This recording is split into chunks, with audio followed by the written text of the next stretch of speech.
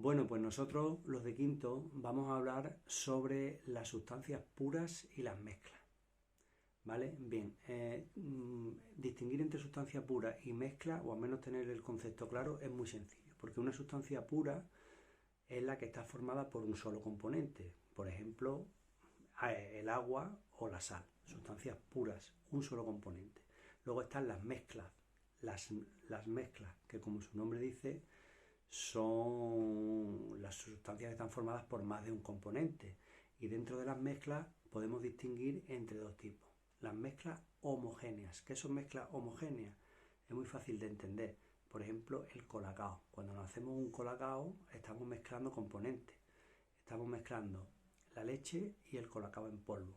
Sabéis que si calentamos bien la leche y removemos bien el colacao, pues se queda ese líquido de color chocolate y no podemos distinguir cuál es una sustancia u otra a simple vista. Es decir, mezclas homogéneas son mezclas en las que los componentes no se pueden distinguir a simple vista. Y luego tenemos la mezcla heterogénea, en las que los componentes sí se pueden distinguir fácilmente. En el libro os pone el ejemplo de una paella. Pues nosotros tenemos una paella, distinguimos fácilmente las gambas, si las tiene, los mejillones, los granos de arroz. Es una mezcla de componentes que se distinguen. Por ejemplo, si queremos hacer una macedonia con fruta y cortamos fresa, cortamos sandía, cortamos naranja en taquitos y lo mezclamos y lo revolvemos y le echamos azúcar, obtenemos una mezcla heterogénea. ¿Por qué? Porque los componentes se pueden diferenciar a simple vista.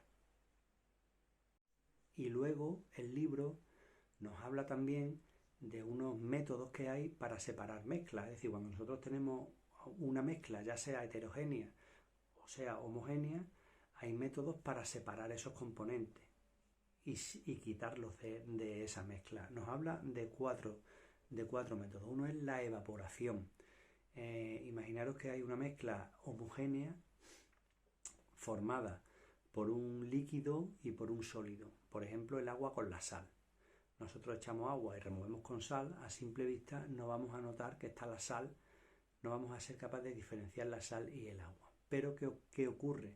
Que si calentamos ese agua con sal, el agua se convierte en vapor y se evapora y la sal se queda abajo, con lo cual estamos separando esos dos componentes. Este sería el método de la evaporación. Luego tenemos el método de la filtración, en el que podemos separar los componentes de una mezcla heterogénea, es decir, una mezcla cuyos componentes podemos ver a simple vista. Por ejemplo, el agua y la arena.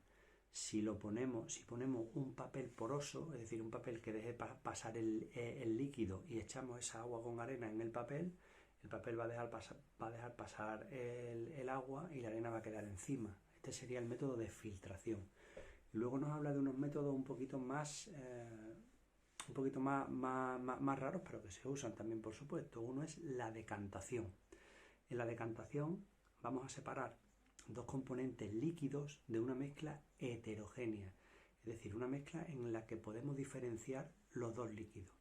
Eso ocurre, por ejemplo, si mezclamos agua y aceite. Si nosotros mezclamos agua y aceite, no se quedan homogéneos, es decir, no se hace una mezcla, sino que se diferencia claramente. Uno se queda arriba y otro abajo, porque tienen diferente densidad. Pues si metemos esa mezcla dentro de un recipiente con una llave de paso, el componente más denso, es decir, el que quede más abajo, va a salir antes y así podemos separarlo. Y el último método del que se nos habla es la destilación. Cuando tenemos una mezcla homogénea de componentes líquidos, es decir, que no los apreciamos a simple vista, podemos separarlos por este método si estos componentes tienen distinta temperatura de ebullición, es decir, uno se va a evaporar antes que otro cuando lo calentamos.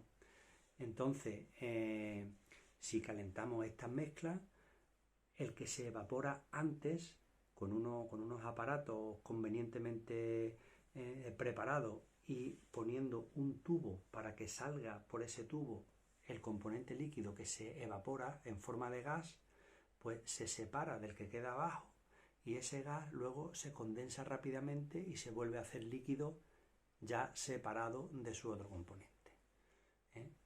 Y estos son lo más importante de todo es el principio. Que sepáis que hay sustancias puras, que son las que solo tienen un componente, y luego dentro de las mezclas, cuando mezclamos estos componentes, son las homogéneas, en las que no podemos diferenciar a simple vista los componentes que hay, y las heterogéneas, donde sí podemos ver a simple vista que hay varios componentes.